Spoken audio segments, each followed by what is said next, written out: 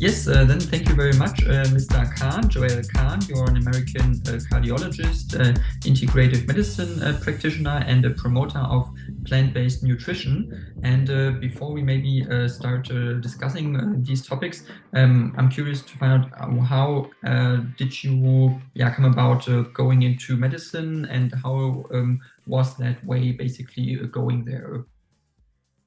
Sure. Well, thank you for having me on. Thank you for inviting me. Um, I am from an area in the United States called Detroit, Michigan. Detroit is famous for the car industry, the automotive industry, Ford Motor Company, and all the rest.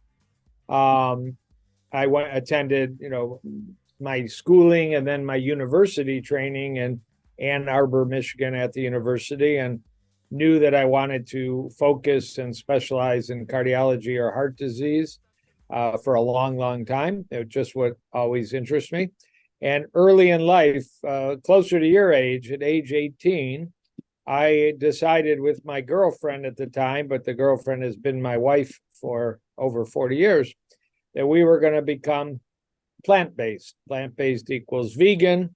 And we started that at age 18. So all that time I was doing medical training and becoming a cardiologist, that process took from 1977 to 1990, 13 years.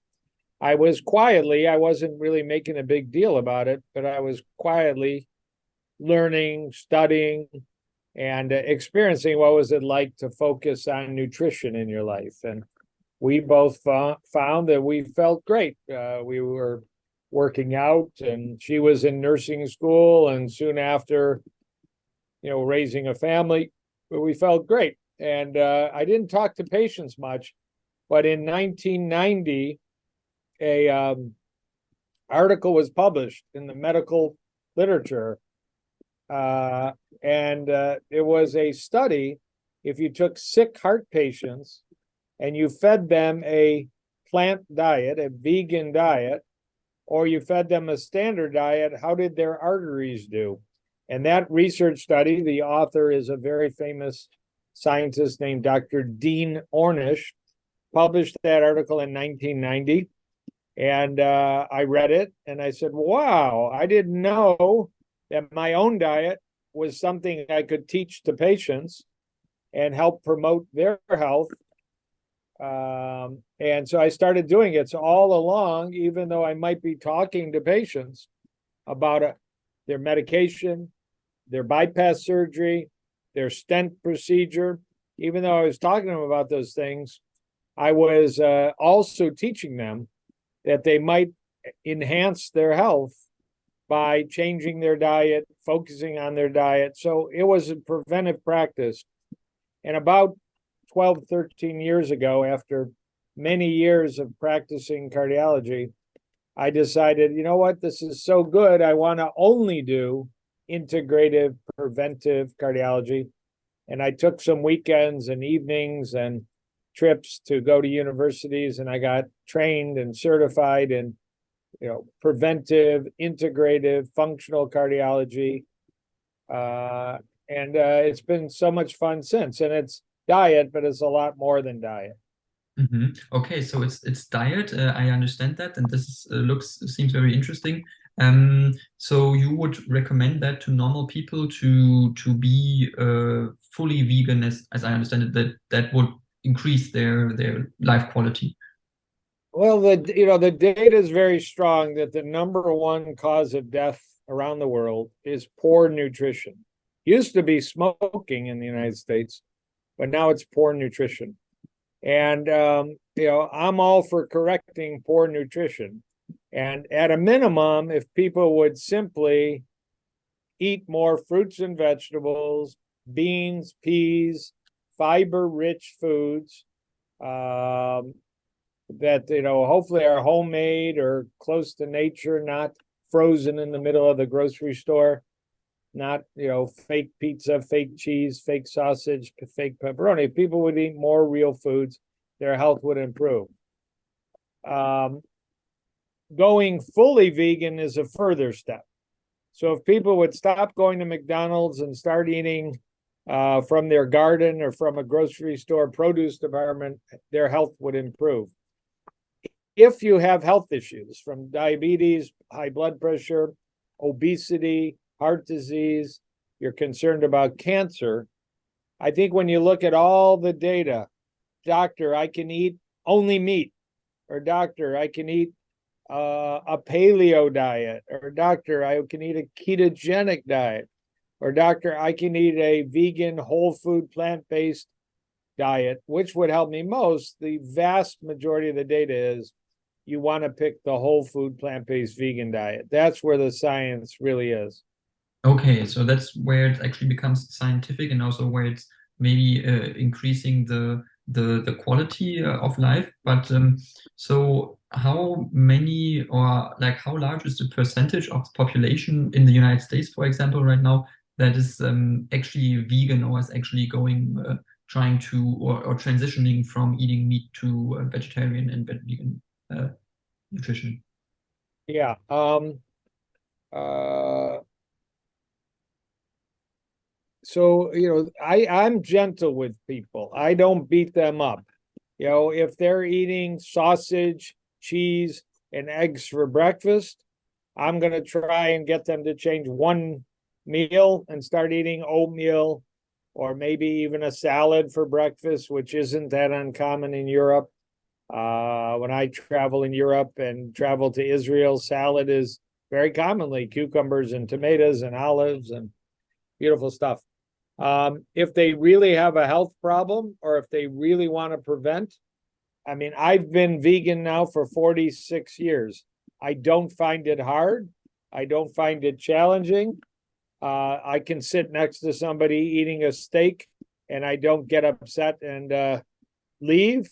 I'm never going to eat it. I'm not going to do that. But I realize that only about, maybe less than 10% of the population is vegetarian and vegan, and maybe less than 2 or 3% of the population is fully vegan.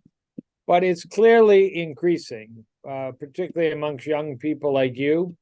Some of the celebrities, like Beyonce, who at times is vegan, and other people who talk about it, athletes who've done extremely well, like Novak Djokovic, the tennis player, who's done extremely well, world's best, have made this, a choice that a lot of young people have grabbed onto. So it's good stuff.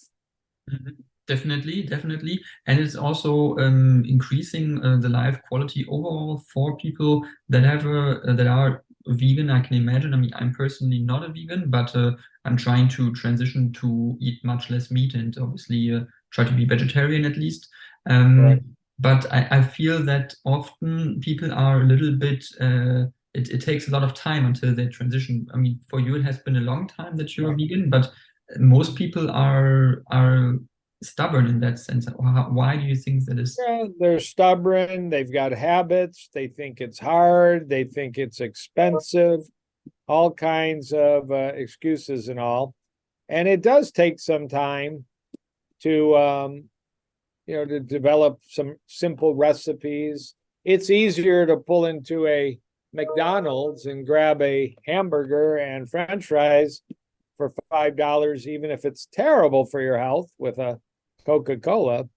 It's easier, but it's obviously not better for you. So, we cook a lot of really good food in my house, but you're chopping vegetables and you're steaming rice.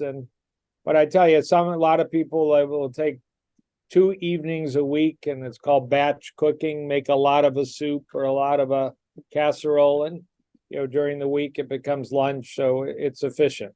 It's definitely efficient. So, in that regard, do you think that, for example, in the US, is it possible to reach certain goals of the population being vegan within the next 10, 15 years, maybe? Yeah, it is. There's certainly, the food industry has identified that people are looking to avoid animal foods, maybe for ethics, maybe for health, maybe for very strong data that it's the best way to eat for the environment and for the planet. A recent publication out of Oxford University showed that people that eat vegan caused 75% less damage to the planet than people that were high beef eaters. So all those things are stimulating people. And many of the food companies, have created dairy and cheese and egg and meat substitutes, some of which are quite good, some of which are rather crappy. So there's many more options out, but still people need to learn the skills to make food at home, whether it's a bean soup, a lentil chili, good, simple foods. Okay. And what do you think, or what is your take on how the meat industry is developing also meat, for example, that is grown in the lab and laboratory? Because in Singapore, for example, they experimented a lot with that, and there's an American startup. I think it's called, I forgot the name, but they are actually experimenting on chicken, plant-based or real chicken that is grown in the lab. So do you think that's also an alternative? Yeah, there's many questions about cell-grown meats, and there will be fish, chicken, turkey, pork, and red meat. Um, it should be better for the environment. There's no animal farm. There's no, waste products like manure and greenhouse gases. Biologically, it should be identical to eating, a steak and all. There are some people that are vegan that have already identified that they would accept those options in their life because you're not harming animals if you're creating cell culture meats. I have no desire to eat chicken, fish, or red meat. There are some plant-based options right now. Literally looks like a steak, literally looks like a chicken breast, maybe made from wheat or soybeans or pea protein or chickpea protein. They're out there, and I will occasionally eat those, but I think it's a good advance. I do think the way animals are raised around the world, there are some really good, kind, ethical examples. And then there are some really, really bad, horrible situations of illness and infection and antibiotic overuse and other situations that are clearly for profit and not for the well-being of people or the planet. And we need to stop killing animals cruelly and treating them cruelly and treating them with antibiotics that are causing medical issues around the world. Definitely, I completely agree. But it is still a big industry that is producing a lot of meat. Obviously, in Germany, it's also a very big industry, for example, or in Denmark, it is also a big industry, I think. In the US, I'm pretty sure it's the same size or even bigger. So how is this like a transition phase for this industry going to be realistic? Like, because they can't stop from one day to the other of producing meat. Food prices are rising and beef prices are rising. So it's going to be more attainable to have factory made meats and plant-based meat substitutes when the price is the same. Because right now, at least in the United States, many of the animal foods like dairy and meat is subsidized by government programs. And it's unfair because a healthy meal might be more expensive than an unhealthy meal. But as the prices still are going up on meats and chicken and fish and dairy and egg, it's going to help make these other products, more of a real option. Okay, so it is a realistic option, but just to go dig deeper in that question, because it is also a lot of employees in the end, right? It's a lot of people that are employed in these industries or in these sectors. So what is or what kind of a vision could you give them, or what kind of argument for them to not immediately lose their jobs, obviously? Argument to which question? I apologize. To sort of tell them or give them a perspective to how like they want to be like employed obviously at some point, so that they don't lose their jobs immediately due to a transition Well, of you the know, there have been there's always transitions. We used to have a lot of taxis in the United States. Now we have Uber. We used to have a lot of gas stations. Now we're slowly getting more electric cars. I mean, uh, people get reassigned to new industries. So people that have worked in the food industry for animals will be working in the food industry for cell grown and factory grown and plant based. And even, many of the big companies that make chicken and dairy and beef are getting into the plant based world because they know the market's there. So, their employees are just producing other foods. So there always will be a need for those workers. Now, whether there'll be as many farmers, hopefully they'll be growing plants and plant foods and stay profitable. Many of the farmers have already gone to corn and soybean and other options. So they continue to make a living just in a different way. Okay, that's understandable, definitely.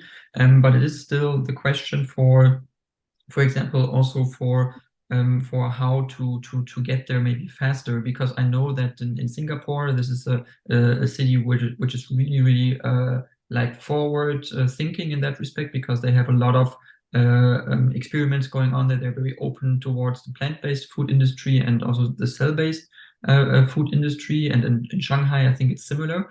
Whereas I feel that in Los Angeles, it's also, I think, very much forward. Whereas in Europe, I don't see that there are so many hubs created at the moment towards that issue. So, what do you think? Or how do you think one could accelerate that maybe?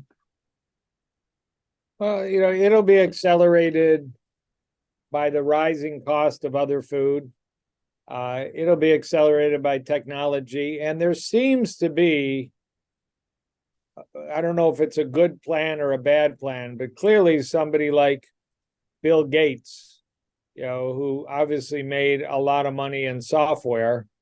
He's obviously not a doctor, he's not a nutritionist, and he's only one of the people, but he's buying up farmland all over the United States. He's talking all the time about, for the planet, the need to cut back on animal foods and more plant foods. There's another big research group called Eat Lancet, EAT Lancet. I think the founder is a woman out of Europe that's been, making it a very big promotion that for the planet, for the environment, we need to switch over to plant-based meals, not animal meals. There's a lot of powerful forces that are going to influence how quickly this is adopted. And I think, some people feel it's forcing it upon people. It's taking away their choice. In New York City, the mayor of New York City, I don't live there, but he's a friend of mine, has been introducing plant meals in hospitals and schools and business meetings. And some people are pushing back, but there are powerful forces that seem to be pushing to move towards more and more plant-based meals, largely for the health of the planet, somewhat for the health of the citizens. And I think it's a powerful force. Definitely. There's obviously also like probably the trajectory that we go to, but we also have now, because you mentioned it with battery electric cars, it's a big development, but it's not as fast sometimes going as we would wish, I think, because it's at least for in Germany, I can see that it's not accelerating as fast as we would like it to accelerate. Even though, for example, Tesla also has a plant in Germany now. So, do you think that people are sometimes overwhelmed by everything at the moment, and so it's like it's hard for them to adopt a new lifestyle again over and over again? it is hard. A famous psychologist said it's easier to change a person's religion than to change their diet. Now we might say it's easier to change a person's gender than to change their diet. That might be the updated expression. No offense to anybody, but people they don't know how to make a bean chili, and they don't think they like bean chili, or they get gassy, or I grew up with meat and potatoes, or I'm a hunter. There's a lot of reasons there. But if meat gets expensive and meat substitutes are reasonably priced and healthy and available and better for the environment, or if children are exposed at a young age to more plant meals, and might take a generation till we see that result in food choices. If more celebrities and musicians and others embrace it, it has a big influence, even though they may not be doctors and health officials. They still may help. So I think it's moving in the right direction. Okay, so that's a very optimistic take. That's very, I think, very important because in the US, I think we see a lot more progress in that respect than in Europe often. I think you in the United States, you are much more inclined to really just try it out and go for it. And in Europe, it's very, I don't know, a little bit more difficult sometimes, I would say. So is there a way to maybe improve or to learn more from each other in that respect? For example, as you mentioned, the good salads in Israel, for example, to bring that more to other places as well. Is there proof? No, if there's an opportunity to kind of like improve the sort of how like one part of the world is approaching a problem compared to another part of the world, and how each part could like accelerate the other one. Yeah, the Israel has adopted, some people say it's the highest percentage of vegan population of any Western country around. And I visited Israel last time was about 4 years ago, and the options were abundant and great. And all that. So, but what will influence the world are the companies in Israel, and there's a number of them that are in Israel, but are, creating new food products, fish substitutes. There's an interesting company that's making protein from chickpeas, and you can make it into chicken patties and fish patties, a company I'm aware of. So, yes, it's going to take technology to show up on the grocery store shelf with a wide range and a tasty range and available options. And Israel is one of the leaders in that movement, for sure. Mhm. Hey, it'll trickle down to Europe. Those food choices are going to show up on grocery store shelves in Europe and other places. Okay, that would be very great. That would be very good. I'm looking forward to that.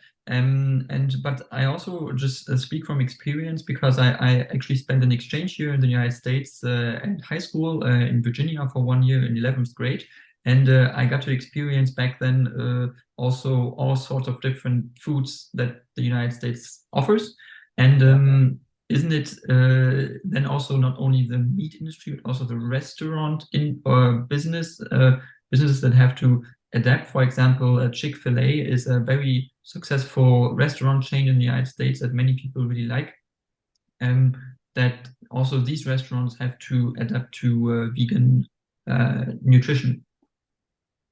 Yeah, it's been agonizing to watch McDonald's, because you kind of hear that they're going to introduce a vegan burger, and it just doesn't happen. And they do tend to test these things out in Europe for some reason before America. Maybe the American market is so important that they experiment in Europe first. We certainly don't have those choices. I don't go to McDonald's, but we don't have those choices. But the fast food industry, which is not a good, healthy model, but the reality is lots of people eat there. But some of the fast food restaurants, the Burger Kings and the Taco Bells, and we have one called White Castle, and others have done a interesting job of bringing, the Impossible Burger, the Beyond Meat Burger, some of these options to people. And I think they've been semi-successful, not completely successful. Okay, so that there's still some development going on. Um, I would have another question in that regard to mention how are the differences maybe also between urban areas and areas where it's or where it's not so much a population, for example, that people there are less inclined maybe to adapt to a vegan lifestyle. Is there a trend? I mean, that there's in the cities like New York, for example, it may be easier than in the Midwest. Well, yeah, certain cities.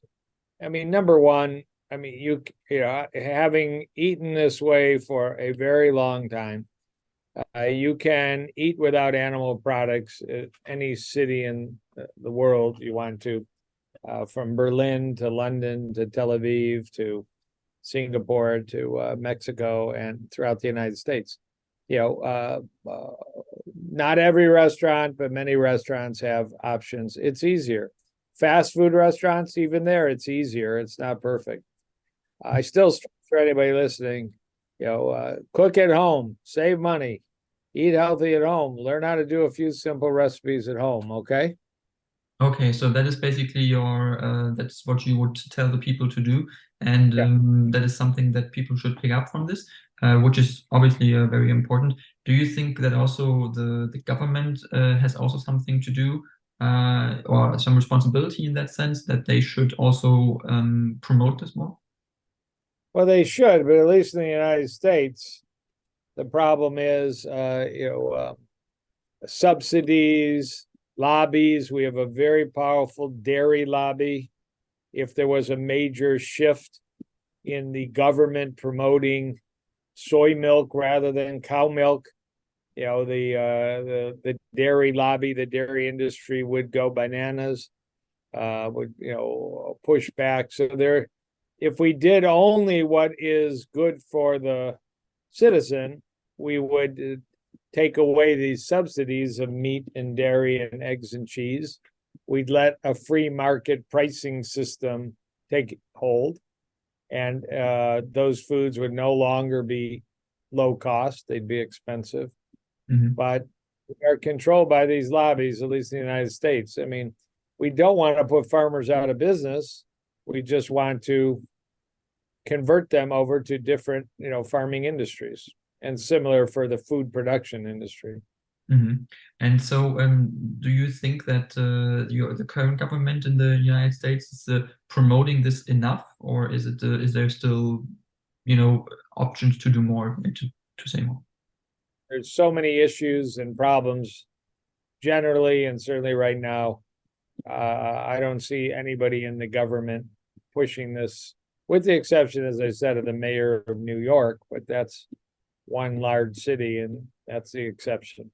Okay, so it would be rather something maybe for government entities in cities and to promote that maybe more locally. That would be maybe more sensible. Right. Okay, that makes sense. Okay, and I would also like to ask you another question about maybe also entrepreneurs in that sense, or to promote maybe also the opportunity for people to open up maybe a business that promotes vegan food, whether it's supermarkets or whether it's a restaurant or whether it's a production facility for oat milk. Do you think now is the best time to do it, or should someone wait for it?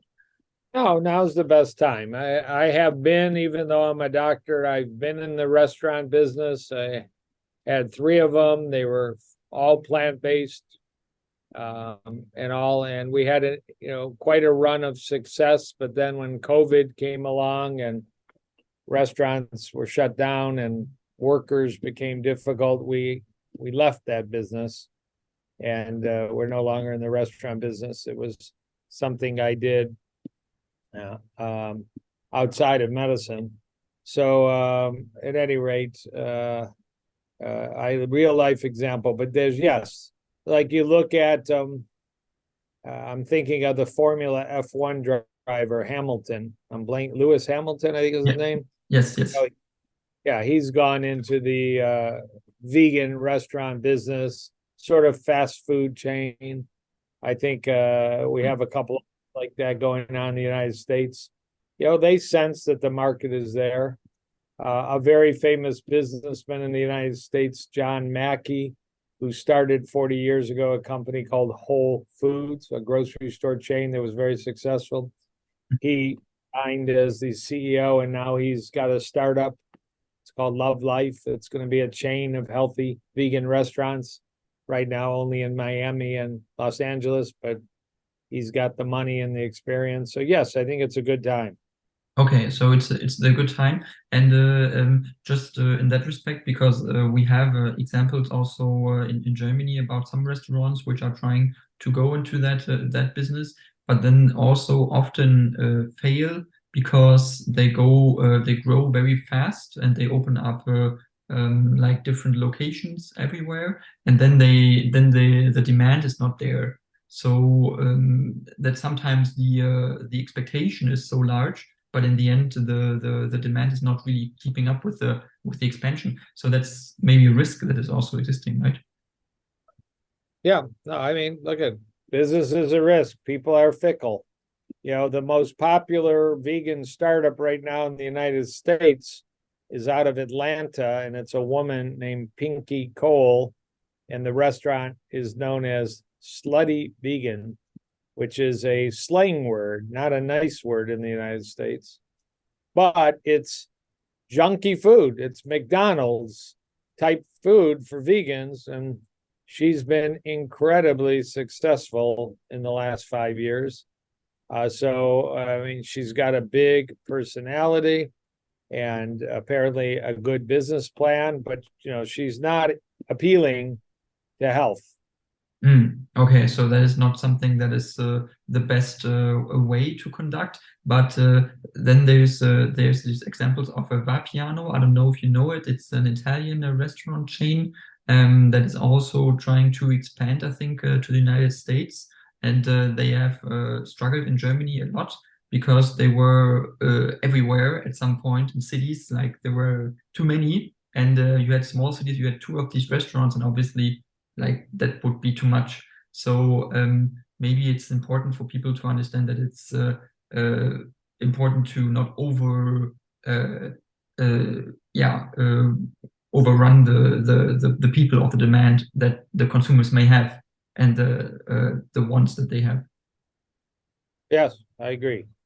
There Mhm. is the demand is more for junk food than for healthy food, but that's a problem. There are studies done at Harvard, and we got to wrap up in the next 5 minutes just to let you know because of my. Mhm. But there are studies done at Harvard that if you eat a healthy plant-based diet, you can anticipate health benefits. If you eat an unhealthy plant diet, you're not doing any better than the average person, and it could actually be, quite dangerous. So, people should be aware that garbage is garbage, whether it comes from cows and pigs or whether it comes from fried food from beans and peas.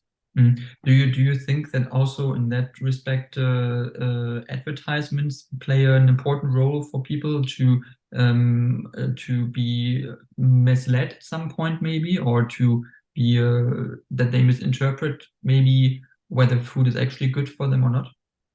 No, I think it's just habit, and these companies are smart. They're tricky. I mean, if you read a book, there's a book called Salt, Sugar, Fat by Michael Moss 10 years ago, and it goes into how these companies like McDonald's and Burger King and Kentucky Fried Chicken, how they, have scientists that create the food out of poor quality components, but they, light up our brains. They make us addicted. They make it difficult to say no. And we're not smart enough to say that may taste good, but it's bad for me and I'll skip it. We Mm. say that good, it's cheap, and I'm going to eat it, then you end up with heart disease or cancer or dementia or diabetes, and you don't even know that it came from your food, but unfortunately. Okay, that is unfortunate, and hopefully this will be we will go into a future which is a little bit more healthy in that respect. Yes, Mr. Kahn, I thank you very much for the interview. That was very interesting. And if you would like to give a last message to the listeners about vegan food or any message that you want to yeah, send out, you may do so now. I would just say health is very fragile, and we can have some control over whether we're going to be sick or healthy, on drugs or not on drugs, have cancer, not have cancer, heart disease, not have heart disease, by making good choices in as early in life as possible. Start as a child, start as a teenager, start as a young adult. Eat from the garden, eat from the produce department, eat apples and oranges and beans and peas. And you will maybe not realize you're my age, in my 60s, how important that has been to wake up in the morning and feel energy and no pain and a clear brain and a big to-do list and just feel wonderful. There's nothing better than feeling wonderful when you wake up. And if you start when you're 20 or 25, you're probably going to see the benefits. Okay? Okay, perfect. And thank you very much. And hopefully talk to you soon.